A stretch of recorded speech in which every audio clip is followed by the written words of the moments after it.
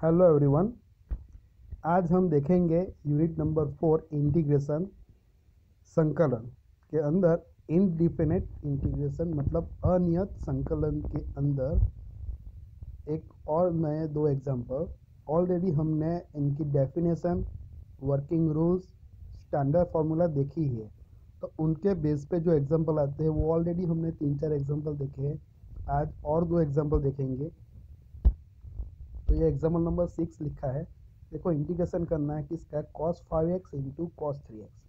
तो अभी तक हमने जो देखे हैं उसमें क्या था, मोस्टली एक से ज़्यादा फंक्शन देते थे तब उनके बीच में प्लस या माइनस आता था, तो हम सभी का सेपरेट इंटीग्रेशन इजीली कर सकते थे। तो यहाँ पे क्या है, देखो ये cos 5x है एंड cos 3x, ये दोनों के बीच में क्या है, मल्टीप्लिकेशन है, तो हम दोनों का सेपरेट तो नहीं कर सकते। ओके, तो अब यहाँ पे क्या करेंगे वो देखना है। अभी ये एग्जांपल एक दिया है मैंने, लेकिन इस टाइप के एग्जांपल कोई भी आ सकता है। अभी मान लो कि 5 की जगह पे 3 दे दे, 3 की जगह पे 7 दे दे, ये कॉस, दोनों कॉस है तो कोई एक साइन दे दे, दोनों साइन दे दे, कोई भी एग्जांपल बन सकता है, लेकिन यही मेथड से करना है। तो कैसे करना है, देखो यहाँ पे cos 5x into cos 3x है और हमें पता है ये क्या है, CC है। अब हमें पता है कि अभी आगे 2 हो, 2cc हो, तो हम लिख सकते हैं c प्लस सी, मतलब ये 2cc में cc के बीच में क्या है, cos cos के बीच में मल्टीप्लिकेशन। तो हम अभी आगे 2 लगा दें तो c प्लस सी के फॉर्म में लिखे तो दोनों के बीच में क्या आ जाएगा, प्लस आ जाएगा, तो हम बाद में उनका सेपरेट इंटीग्रेशन इजीली कर सकते हैं। तो यही हम करेंगे। तो क्या करना है, 2 से अभी क्या किया, यहाँ पे देखो 2 से ये डिवाइड किया और ये 2 से मल्टीप्लाई कर दिया। सो 2 तो एक्चुअली कैंसिल हो जाएंगे, तो सेम ही रहेगा हमारा जो भी इक्वेशन दिया है वो। सो 2 से मल्टीप्लाई किया एंड 2 से डिवाइड किया। अब ये 1/2 कांस्टेंट है तो उसको बाहर ही रहने देना है। अभी यहाँ पे क्या आ गया, 2 cos 5x cos 3x, तो 2cc के फॉर्म में आ गया। तो हम कौन सा यूज़ करके, देखो यहाँ पे लिखा भी है 2cc मतलब क्या होता है, c प्लस सी। तो हमें क्या करना है, पहले c प्लस सी मतलब cos, c का मतलब। अब ये दोनों जो है 5x एंड 3x, ये दोनों का पहला क्या करना है, एडिशन, प्लस c है तो ये c अगेन। अब क्या करना है, 5x एंड 3x के बीच में सब्ट्रैक्शन, तो वो लिखा ही है। तो 5x प्लस 3x क्या होगा, 8x, तो नेक्स्ट क्या आएगा, cos 8x। 5x minus 3x क्या होगा, 2x, तो नेक्स्ट स्टेप में क्या आएगा, cos 2x। बस इतना ही है। अब देखो ये cos 8x and cos 2x के बीच में क्या है, अभी एडिशन है, प्लस। हम दोनों का इंटीग्रेशन अलग कर सकते हैं, सेपरेट। तो देखो इंटीग्रेशन ये इनको भी दे दिया 8x को एंड cos 2x को भी दे दिया, और ये पूरा मैंने ये स्क्वायर ब्रैकेट में रखा है क्योंकि ये 1/2 जो है ये दोनों टर्म के साथ मल्टीप्लाई है, इसीलिए स्क्वायर ब्रैकेट में रखा है।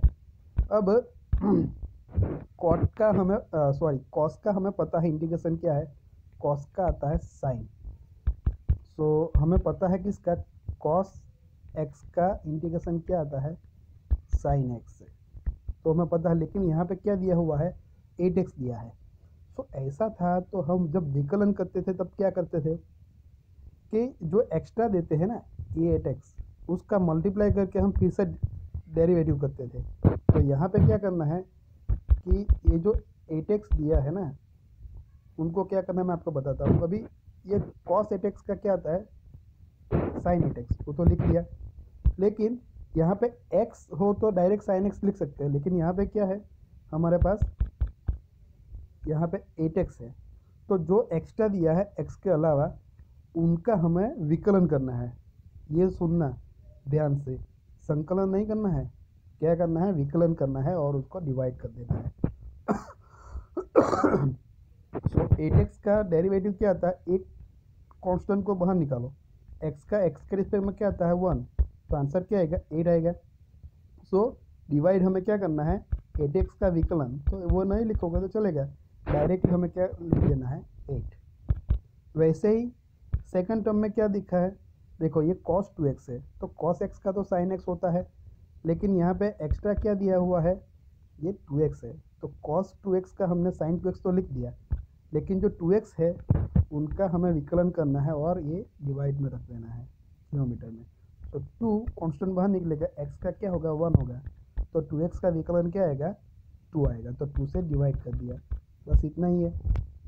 तो ये कुछ नया आया अभी। तो ऐसा कोई टर्म आया, हम जब विकलन में चेन रूल यूज़ करते थे वैसा, वहाँ पे मल्टीप्लाई करते थे, यहाँ पे क्या करना है, डिवाइड करना है, लेकिन विकलन करना है, संकलन नहीं करना है। तो हो गया ये 1/2 को अंदर मल्टीप्लाई करो, और जब इंटीग्रेशन हो जाए तो प्लस सी ऐड कर दो, तो क्या होगा 8 इंटू 2 क्या होगा sine 8x/16 plus sine 2x/2 into 2 4 plus C. अब देखते हैं ये जो नेक्स्ट एग्जांपल है वो इंटीग्रेट, ये दिया हुआ है देखो। अब यहाँ पे हमें क्या करना है, हमारे पास ऐसी फॉर्मूला है स्क्वायर रूट वाली, देखो यहाँ पे मैंने लिखी है 1/स्क्वायर रूट वाली, देखो है। तो यहाँ पे सब कुछ है, क्या नहीं है, देखो यहाँ पे क्या है, स्क्वायर रूट में ए स्क्वायर माइनस एक्स स्क्वायर है। सो यहाँ पे भी यही है, मतलब दोनों टाइम जो है टर्म यहाँ पे उनके स्क्वायर है, हम वो लाने की ट्राई करेंगे। यहाँ पे हमें क्या चाहिए, एक्स स्क्वायर ही चाहिए ओनली, तब जाके हम फार्मूला यूज़ कर सकते हैं। ये यहाँ पे है ना ए स्क्वायर, वो कांस्टेंट है, ए कोई भी हो सकता है, यहाँ पे सिर्फ ओनली हमें क्या चाहिए, एक्स स्क्वायर चाहिए। तो हम पहले स्टेप में क्या करेंगे, 9 जो है ना एक्स स्क्वायर से मल्टीप्लाई, उनको हम कॉमन ले लेते हैं, तो बाहर निकल जाएगा।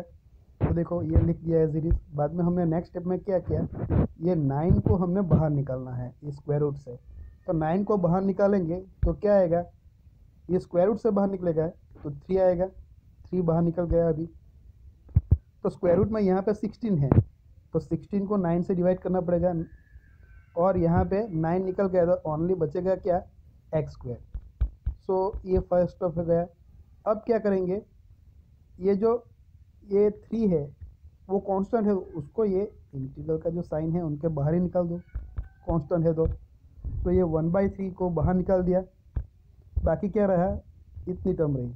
सो उसमें भी हम क्या करेंगे, ये 16/9 है, ए का स्क्वायर चाहिए यहाँ पे, तो 16/9 हमारा ए है, हमें स्क्वायर में लिखना है, तो क्या लिख सकते हैं, 16 मतलब 4 स्क्वायर और 9 मतलब 3 स्क्वायर, तो 4/3 होल स्क्वायर लिख सकते हैं। उसका आंसर क्या आता है, इसका आंसर 16/9 ही आता है, और ये माइनस एक्स स्क्वायर। सो अभी देखो ये जो पूरी एक टर्म आई है हमारी, वो इनके जैसे ही आ गई, समझ में आया। सो हमने ये फार्मूला की तरह लिखा है, पहले बनाया, बाद में हम फार्मूला यूज़ करेंगे। सो ऐसा हो तो आंसर क्या आता है, साइन इनवर्स x/a। तो हमने लिखा ये 1/3 कांस्टेंट बाहर ही है, तो उसको तो एज इट इज लिखना होगा, तो इसका आंसर है साइन इनवर्स। तो साइन इनवर्स लिखा, ब्रैकेट में यहाँ पे x है तो x भी लिख दिया, डिनोमिनेटर में क्या है, a है, तो a की वैल्यू यहाँ पे क्या है, देखो 4/3, तो ये 4/3 लिखा है। ओके, तो आंसर आ गया हमारा। अब ये 4/3 है तो 3 न्यूमरेटर में चला जाएगा अंश में, तो 3x के साथ मल्टीप्लाई हो जाएगा, तो क्या लिखेंगे, 1/3 साइन इनवर्स 3x/4, और जब इंटीग्रेट करते हैं तब प्लस सी हमें यहाँ पे लिखना है। सो बहुत इजी है, हमें एग्जैक्टली पता होना चाहिए कि इस टाइप का एग्जाम्पल दिया है तो वो कौन सी फार्मूला हमें यूज़ करनी है, तो उसी हिसाब से हमें उनको रीअरेंज सी करना है, सिंपल। ओके, तो ये सभी एग्जाम्पल जो हो गए किसके बेस पे हुए, जो हमारा वर्किंग रूल है, डेफिनेशन है, एंड जो स्टैंडर्ड फार्मूला है उनके बेस पे। हम आगे और एक मेथड नहीं देखेंगे।